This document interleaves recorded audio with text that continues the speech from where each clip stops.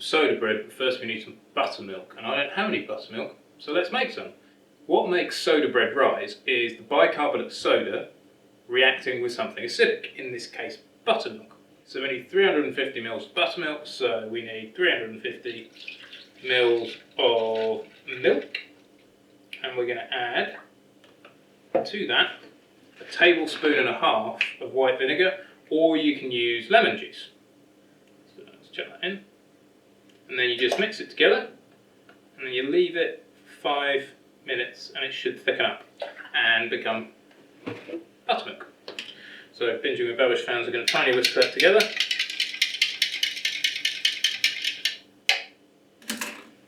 There we go. In 5 minutes we'll have buttermilk. Okay, so let's make our soda bread. So we're going to need 250 grams of plain white flour. Chuck that in your bowl. 250.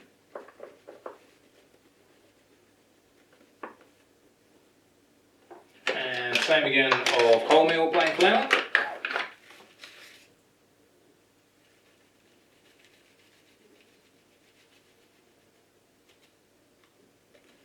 And then we need 20 grams of bicarb soda and 10 grams of salt,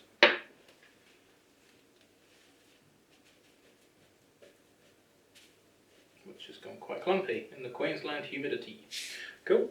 And then we're going to mix together these dry ingredients with a fork.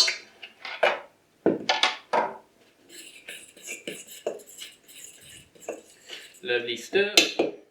Then we're going to take our 350 ml of buttermilk, and we are going to add, tear that off, another 50 grams of vegetable oil,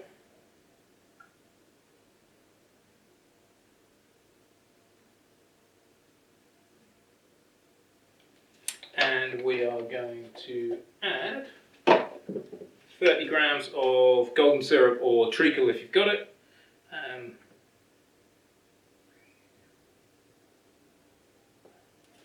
Then give that a good mix around. That's everything weighed out now. Put that back there.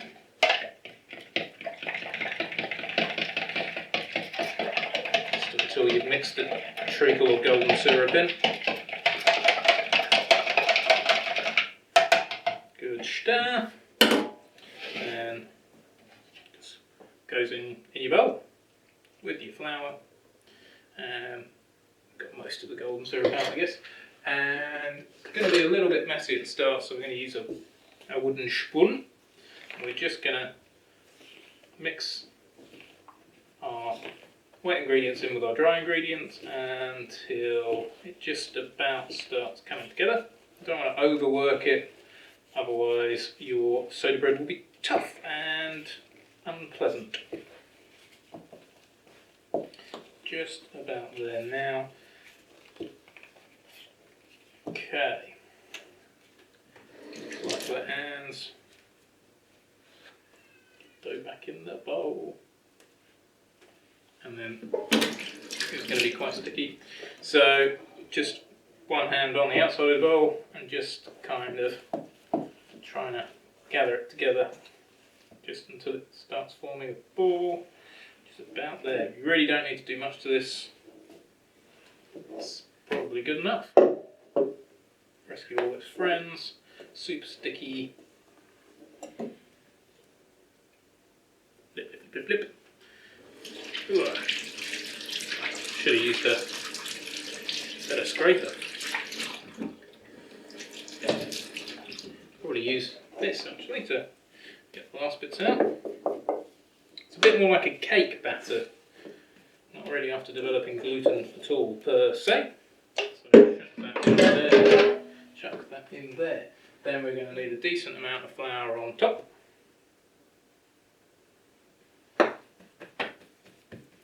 Split it in half. That's one loaf. That's t'other. Loads of flour to stock. This is sort of the exception to the don't use much flour rule, and then just sort of gather it into a rough ball.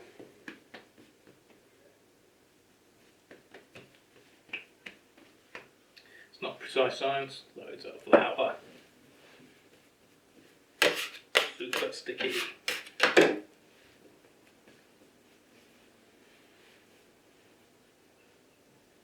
Super sticky.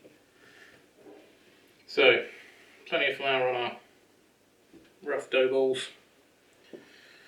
Another good punk band name. Just going to try and get them into slightly better ball shapes using our scraper. Yeah, it's a bit better, I guess.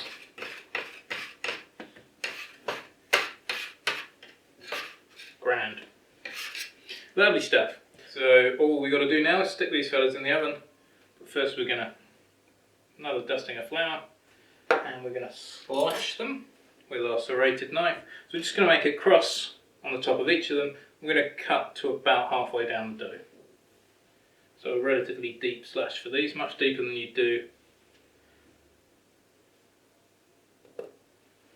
on a regular loaf.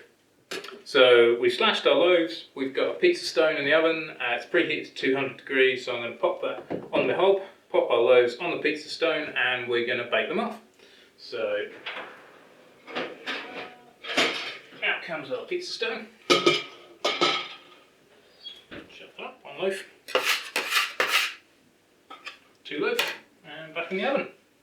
So the loaves have been cooking for about 35, maybe 40 minutes now, so they're fully cooked and ready to come out.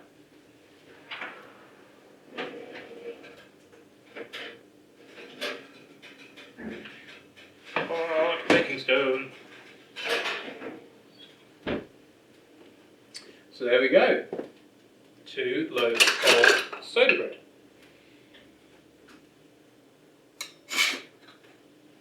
Put those on a wire rack. Let them cool just a bit so they're not ripping hot, and then they're best eaten while they're still warm.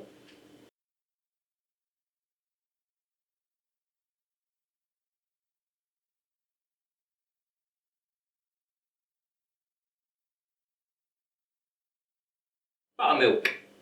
You sound like you're from London. Buttermilk. Buttermilk.